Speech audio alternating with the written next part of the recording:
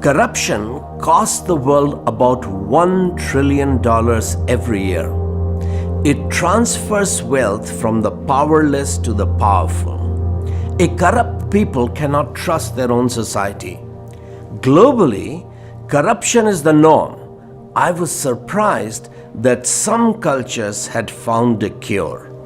My first experience of a culture of trust was in Holland. My host took me to a dairy to buy milk. I'd never heard of machines milking cows.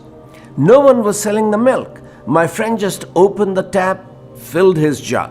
Then he grabbed a bowl filled with cash, paid in 20 guilders note, took the change and started walking away with his milk. I was stunned. I said, "Man, if you were an Indian, you would take the milk and the money." He laughed. In a flash, I understood a basic cause of my nation's poverty. If customers took the milk and the money, the dairy owner would have to hire a sales girl.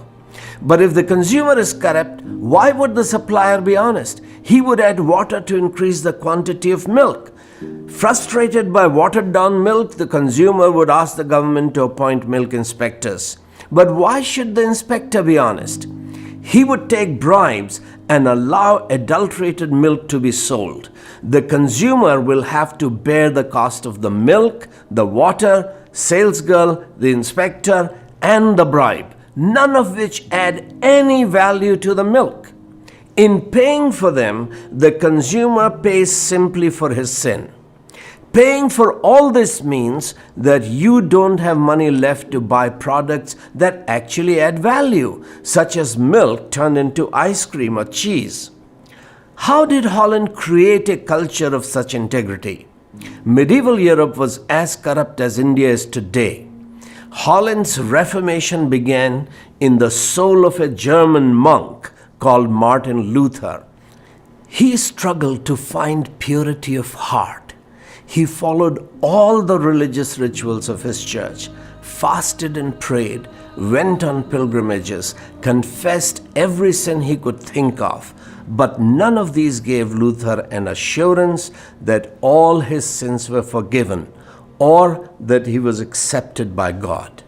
The light dawned on Luther when he read New Testament writer Paul the Apostle. Paul had also tried to become righteous by following his sect of Judaism. Then he learned that our religious works or good karma don't make us righteous before God. They can make us religious bigots. The Bible reveals a God who is very different from other gods who want bribes in return for blessings. God sacrificed his own son to save us. Our religious efforts cannot earn salvation. It is a gift received by faith. When the resurrected Christ came to live in his heart, Luther's inner darkness turned into the light. That enabled him to oppose the corruption of his church at the risk of his own life. Luther was a Protestant, but he knew that protests don't eradicate corruption. Transforming a nation requires cultivating character. That is why God gave us the scriptures.